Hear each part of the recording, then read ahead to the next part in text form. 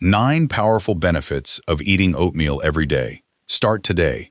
I was standing at the supplement counter of my gym last winter, waiting for a guy to stop blocking the shelf I needed, when I overheard a trainer walk a client through his breakfast.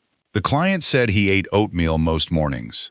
The trainer made a face, small, professionally managed, but a face, and said oatmeal was filler. Cheap carbs wearing a health halo. Something a person eats when they can't afford eggs. He told the client to switch to 4 egg whites and a scoop of whey isolate, and the client typed it into his phone like a prescription he'd been waiting years to receive. What struck me wasn't the confidence. Trainers are confident. That's most of the job. What struck me was the pricing logic buried inside the sentence. The oatmeal cost that client somewhere around 11 cents a serving. The isolate cost him about $2 a scoop. And somewhere in the gap between those two numbers, a decision had already been made about which one counted as serious nutrition and which one was a placeholder until real food arrived. I went home and nearly changed my own breakfast. Then I did the less convenient thing instead, which was to go read what the research on oats actually measures. Not the box, not the wellness blogs, the regulatory filings, the pooled trial data, the numbers that had to survive a review panel that was actively hoping to find nothing.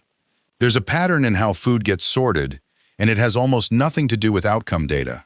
Foods get ranked by what they signal: expense, scarcity, effort, a protein number on a front label, and the nutritional justification gets backfilled afterward, usually by someone who has never read a single trial. Oats may be the clearest example I've found of a food that loses that popularity contest while quietly winning nearly every measurement anyone has bothered to take. Start with cholesterol, because that's where the regulators had to commit in writing. In 1997, the United States Food and Drug Administration authorized the first food-specific health claim in its history for soluble fiber from whole oats and its relationship to coronary heart disease. That claim now sits codified in the federal regulations, and the language is unusually specific for a government document. The minimum daily effective intake is 3 grams of beta-glucan soluble fiber. The agency divided that across 4 eating occasions, 3 meals and a snack, and arrived at 0.75 grams of beta-glucan per serving, as the threshold a food must clear before it's legally permitted to make the claim on its package. That's not marketing language. That's a number the agency had to defend. The European Food Safety Authority ran the same evaluation independently and reached the same conclusion in 2010. Their authorized wording states that oat beta-glucan has been shown to lower blood cholesterol and that high cholesterol is a risk factor in the development of coronary heart disease. Their conditions differ slightly. A food must supply at least 1 gram of oat beta-glucan per quantified portion, and the label must inform the consumer that the effect requires 3 grams daily. But the panel's language is what matters. They concluded that a cause and effect relationship has been established. That phrase gets used sparingly. Most food claims submitted to that panel are rejected outright. The pooled trial data explains why they were willing to say it. A meta-analysis of randomized controlled trials published in the American Journal of Clinical Nutrition found that oat beta-glucan at doses of 3 grams a day or more reduced low-density lipoprotein cholesterol by 0.25 millimoles per liter and total cholesterol by 0.30 millimoles per liter relative to control. A separate systematic review by Ho and colleagues in the British Journal of Nutrition found a reduction of 0.19 millimoles per liter at a median dose of 3.5 grams daily over a median duration of 6 weeks, roughly a 4.2% drop in low-density lipoprotein cholesterol. That same analysis reported substantial heterogeneity between studies, with an inconsistency statistic of 79%, which is a genuine limitation and worth saying out loud. The mechanism isn't mysterious, and it explains the heterogeneity. Beta-glucan forms a viscous gel in the small intestine. That gel physically traps bile acids and carries them out in the stool instead of allowing them to be reabsorbed and recycled. The liver, now short on bile acids, activates cholesterol 7-alpha hydroxylase, the rate-limiting enzyme that converts cholesterol into bile acid, which drains hepatic cholesterol stores, which forces the liver to upregulate its low-density lipoprotein receptors, which pulls more cholesterol out of the bloodstream. It's a bile acid problem the liver solves by taking cholesterol out of circulation. And here's the part that explains why some trials find nothing. That entire chain depends on viscosity, and viscosity depends on the molecular weight of the beta-glucan. One randomized clinical trial found that 3 to 4 grams a day of oat beta-glucan with a molecular weight between 530,000 and 2.2 million grams per mole reduced low-density lipoprotein cholesterol by 4.8 to 6.5%. 4 grams a day at a molecular weight of 210,000 produced no significant effect at all. Same fiber, same dose, tenth of the molecule, nothing happens. Heavy processing, extrusion, and baking all shear those chains shorter. The dismissal of oatmeal as interchangeable filler is, in a strange way, accidentally correct about one narrow thing. If it's been processed hard enough, some of it genuinely stops working. Which brings up the second thing, the filler framing gets wrong, and this one is simpler because it's just a label. The word filler implies calories without cargo. Per 100 grams of dry oats, the manganese content is roughly 5 milligrams, around 214% of the daily value. Phosphorus comes in at 523 milligrams, about 75%. Magnesium sits near 177 milligrams, roughly 44%. Protein runs between 13 and 17 grams per 100 grams, which puts oats above wheat at around 13 and roughly double white rice at around 7. Manganese in particular is the mineral nobody thinks about and everyone depends on. It's a required cofactor for manganese superoxide dismutase, the enzyme that converts superoxide radicals inside the mitochondria into something less destructive. It's also involved in the glycosyl transferases and xylosyl transferases used in cartilage formation and bone mineralization. In animal models, manganese deficiency produces skeletal abnormalities, growth alterations, and defects in both lipid and carbohydrate metabolism. A food supplying twice the daily value of that mineral in a 100-gram portion is doing something more interesting than occupying space in a bowl. The protein deserves a closer look too, because that's the specific ground on which oatmeal supposedly loses to eggs. Roughly 70 to 80% of oat protein sits in the salt-soluble globulin fraction, dominated by a protein called avenolin, a structural profile that's genuinely unusual among cereals, where the alcohol-soluble prolamins normally dominate. In oats, the prolamin fraction is a minority component, somewhere between 4 and 14%. That matters because the globulins and albumins carry higher levels of lysine, and lysine is the limiting amino acid in most plant proteins. Oats aren't a substitute for eggs on protein quantity, and nobody serious claims otherwise. They're simply not the amino acid void the comparison implies. A half cup of dry rolled oats, about 40 grams, runs around 154 calories with 5 grams of protein, 27 grams of carbohydrate, and 4 grams of fiber. The trainer at that counter would look at the 27 and stop reading. The persistence of that habit is easy to understand.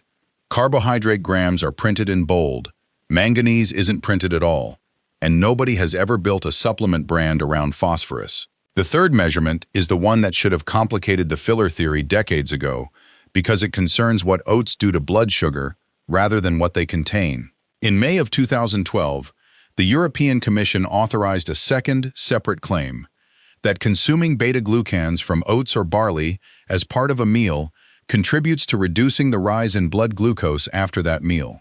The condition attached was that the food must contain at least 4 grams of beta-glucan for every 30 grams of available carbohydrate. Years later, an applicant petitioned to lower that threshold from 4 grams to 2. The panel reviewed the human intervention studies and refused, concluding that the evidence did not consistently show a significant effect between 2 and 4 grams per 30 grams of available carbohydrate. A more recent opinion landed on at least 3 grams per 30 grams of available carbohydrate for a claim specifically about reducing the postprandial glucose peak. That refusal is the most useful detail in the entire regulatory record. A body willing to reject a dose modification is a body whose approvals mean something. The underlying trial data maps a dose range. Intakes between roughly 1.1 and 5.3 grams of oat-derived beta-glucan reduce peak postprandial blood glucose, and intakes between 1.7 and 6 grams lower the incremental area under the glucose curve. The mechanism is the same gel that traps bile acids. Increased viscosity in the upper gastrointestinal tract slows gastric emptying, which slows glucose absorption, which flattens the curve. One randomized placebo-controlled crossover trial in the American Journal of Clinical Nutrition manipulated beta-glucan viscosity directly in a breakfast meal and confirmed the slowed gastric emptying and reduced glycemic and insulinemic responses, while finding no effect on appetite, food intake, or the gut hormones ghrelin and peptide YY. Two mechanisms, cleanly separated. The blood sugar effect is real, and it isn't running through hunger hormones. There's even a second meal effect documented, cereal-based meals rich in indigestible carbohydrate, improving glucose tolerance at the following meal, 10 to 14 hours later. The bowl at 7 in the morning is still influencing the response to lunch. Processing scrambles this one badly, which is where the steel-cut versus instant question stops being pedantry. Reported glycemic index values vary by source, but the pattern is consistent. Steel-cut oats land somewhere in the low 40s to low 50s, rolled oats in the mid-50s, and instant oatmeal as high as 83. Smaller particle size, faster breakdown, faster glucose release. A person eating a flavored instant packet and a person eating steel-cut oats are having two meaningfully different metabolic experiences, and both of them think they ate oatmeal. The dismissal survives partly because its critics have usually only met the worst version. Fourth, appetite, which is where the accusation of filler becomes almost funny, because filling is the one thing everyone agrees oats do. A randomized crossover trial put 48 healthy subjects through 2 isocaloric breakfasts on separate days, 363 calories each, 250 from cereal, and 113 from milk. One was prepared oatmeal. One was a ready-to-eat breakfast cereal. Oatmeal produced a greater increase in fullness and greater reductions in hunger, desire to eat, and prospective food intake. A companion trial comparing instant oatmeal against a ready-to-eat oat-based cereal found the oatmeal both increased satiety and reduced subsequent energy intake. The interesting detail is the one that qualifies the finding. At around 150 calories, a smaller bowl, the satiety advantage shrank considerably. The effect appears to depend on volume and hydration, on the starch fully gelatinizing and the soluble fiber fully hydrating in hot water. A dry granola bar made from the same grain is not running the same experiment. Oatmeal's advantage isn't in the oat alone. It's in the oat plus the water plus the heat, which is a strange thing to hold against a food. The trainer's word was filler, and the trials say that in a head-to-head against an equal-calorie competitor, the oats leave people less hungry for longer. That's the accusation, and the benefit collapsing into the same sentence. Fifth, and this is where the evidence gets more modest and I want to be accurate about it, body weight. A meta-analysis of randomized controlled trials on cereal beta-glucan found a significant reduction in body weight of 0.77 kilograms and in body mass index of 0.62 units. A separate meta-analysis of oat supplementation interventions found a reduction in waist circumference of 1.06 centimeters, though the first analysis found no significant waist circumference effect at all. One subgroup analysis reported that doses at or above 4 grams a day were associated with an increase in total energy intake, which cuts against the simple story entirely. So, under a kilogram, on average, across trials of varying length and quality, with inconsistent findings on where the weight comes off. That's real, and it's small. Anyone selling oats as a weight loss intervention is overselling by a wide margin. What the data supports is narrower, that within diets that weren't calorie restricted, several trials rated moderate to high quality found a causal relationship between beta-glucan consumption and reductions in body weight, body mass index, and at least one measure of body fat. A food that moves the number slightly in the right direction, while a person isn't trying, is a different claim than a food that causes weight loss, and only the first one is defensible. Let me step out of the data for a moment, because this is the part that actually applies to whoever is listening. You are probably not choosing between oatmeal and nothing. You're choosing between oatmeal and whatever else is realistic at 7 in the morning on a weekday, a protein bar assembled in a factory, a coffee and a pastry, 4 egg whites you'll be hungry after, or nothing at all followed by a snack you didn't plan. That's the actual comparison, and it's the comparison the trainer at that counter never made. He was comparing oatmeal against an idealized breakfast that his client would follow for maybe 9 days. The numbers in this video are almost all measured against a control group eating something ordinary: refined cereal, rice, a standard breakfast. That's the relevant contest, and it's the one happening in your kitchen every single morning, whether or not anyone measures it. Back to the evidence, starting with blood pressure, where the picture is genuinely mixed and worth separating carefully. A systematic review and meta-analysis of randomized controlled trials, published in the Journal of the Academy of Nutrition and Dietetics, found that oat consumption reduced systolic blood pressure by 2.82 millimeters of mercury, with a 95% confidence interval running from 4.72 down to 0.93, and a p-value of 0.004. Diastolic pressure fell by 1.16 millimeters of mercury, but the confidence interval crossed zero and the p-value came in at 0.06, which is a null result, and calling it anything else would be dishonest. The subgroup analyses are where it gets more interesting. Systolic reductions were significant specifically in hypertensive participants, and significant when the comparison group was eating refined grains. Diastolic pressure did fall significantly in participants whose baseline sat in the pre-hypertensive range. And when the beta-glucan dose reached 5 grams a day or more, both systolic and diastolic reductions reached significance. A more recent meta-analysis in overweight and obese populations found a smaller systolic reduction of 1.38 millimeters of mercury. 3 millimeters of mercury sounds trivial in isolation. At a population level, sustained systolic reductions of that magnitude are the sort of thing public health researchers spend careers pursuing.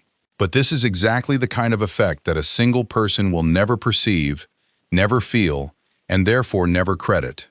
The belief that oatmeal does nothing persists in part because everything oatmeal does is invisible, without a cuff, a lab draw, or 20 years. Seventh, the fermentation, which is the part of oats that a nutrition label is structurally incapable of describing.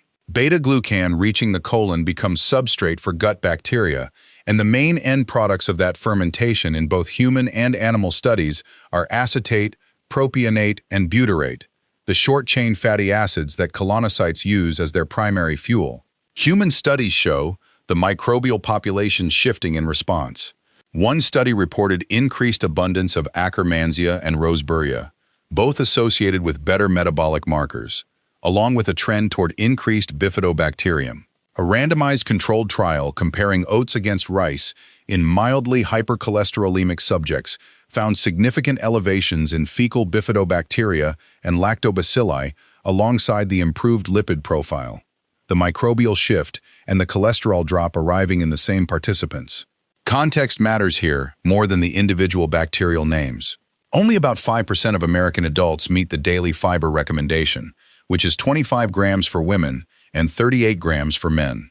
The average intake sits around 17 grams. Most people are running a fermentation chamber at roughly half its designed input. 4 grams of fiber from a half cup of dry oats, arriving in a form that ferments reliably, is a meaningful fraction of a gap that almost nobody closes. There is a legitimate cost to acknowledge.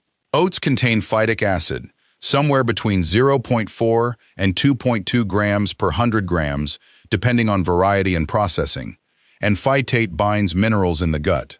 The measured effect is real. In one study, zinc absorption from a control porridge containing 432 micromoles of phytate ran at 11.8%, compared to 18.3% from a malted oat porridge with phytate reduced to 107 micromoles. Soaking and malting reduce it.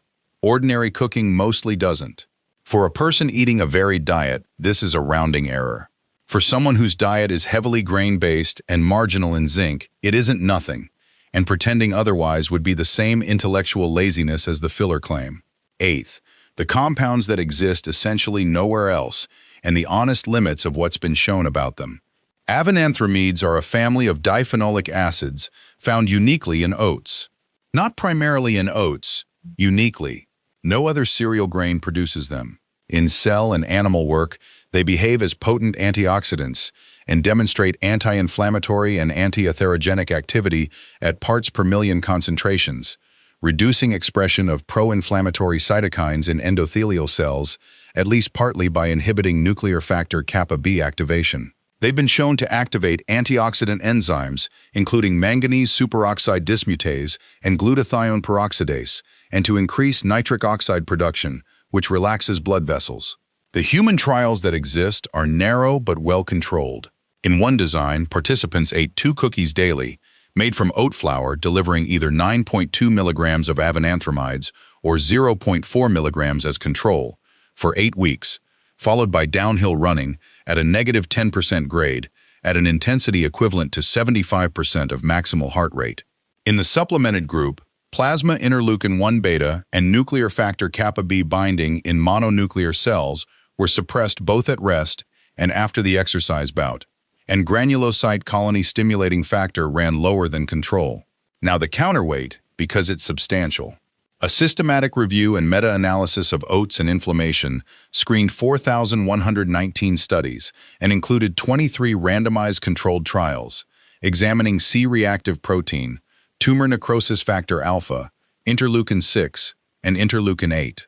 Across those 4 systemic inflammatory markers, it found no significant alterations after oat consumption. The mechanistic work is strong, the exercise challenge trials are suggestive, and the pooled evidence on resting systemic inflammation in ordinary adults is null. All 3 of those are true simultaneously. What the avenanthramides have unambiguously earned is regulatory standing in a different organ entirely. In 2003, the Food and Drug Administration approved colloidal oatmeal as a skin protectant drug, and it remains the only single skin protectant active permitted to specifically claim it temporarily protects and relieves minor skin irritation and itching due to eczema. In clinical use as adjunctive therapy in atopic dermatitis, it has improved investigator global assessment scores, eczema area and severity index scores, itching, dryness, and quality of life measures across age groups. There is a grain in the pantry that holds a drug approval, which leaves the 9th, and the 9th is the one that matters most, because it stops measuring markers and starts counting people. I want to be precise about a limitation before the numbers, because the distinction gets blurred constantly in health content. The large cohort evidence tracks whole grain intake broadly, not oats specifically. Oats are one whole grain among several in those data sets. Anyone attributing these figures to oatmeal alone is going further than the data goes. With that stated, a comprehensive systematic review and dose-response meta-analysis pooled 11 prospective cohort studies covering 463,282 participants and 37,249 cases of type 2 diabetes.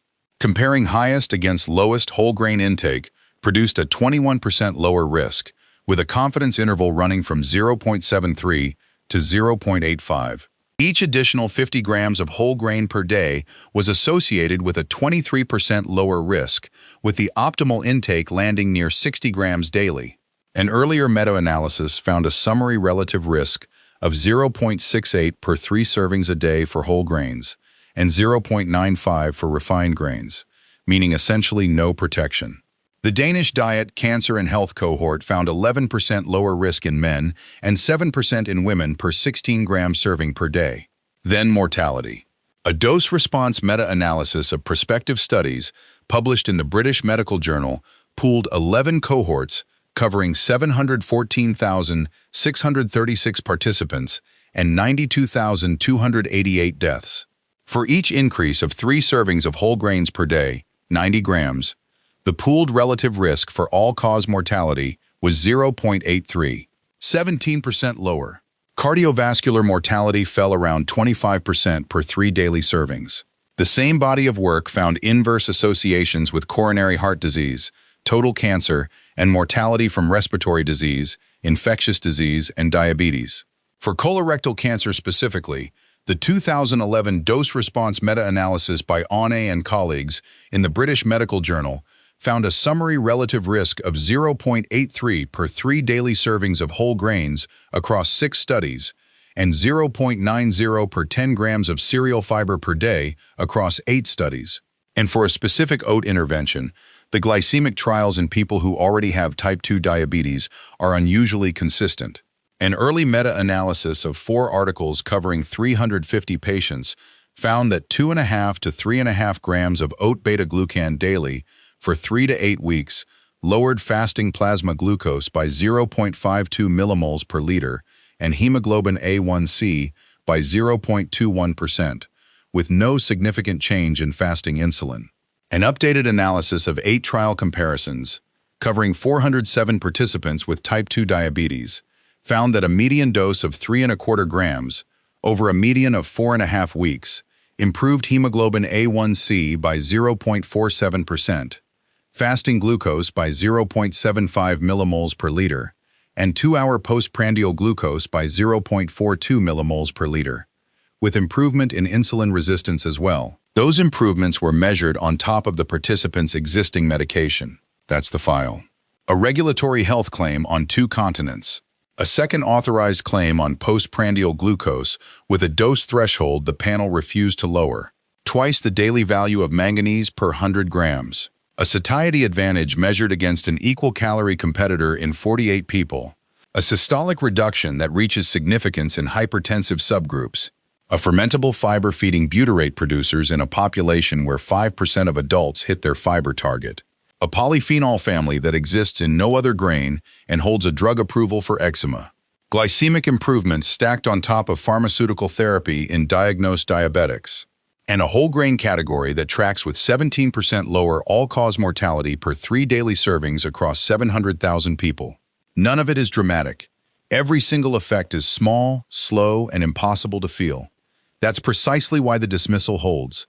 Nothing in that list produces a sensation, a photograph, or a receipt. I've thought about that trainer more than the moment deserved. Not because he was malicious. He wasn't. He was working from the same sorting system everyone works from, where a food's seriousness is inferred from its price, its packaging, and whether it appears in the same aisle as things with tubs and scoops. Under that system, 11 cents a serving is disqualifying on its own. He told a man to stop eating the grain that carries 2 federal health claims and a drug approval, and to replace it with a powder whose primary documented advantage is that it costs 18 times more.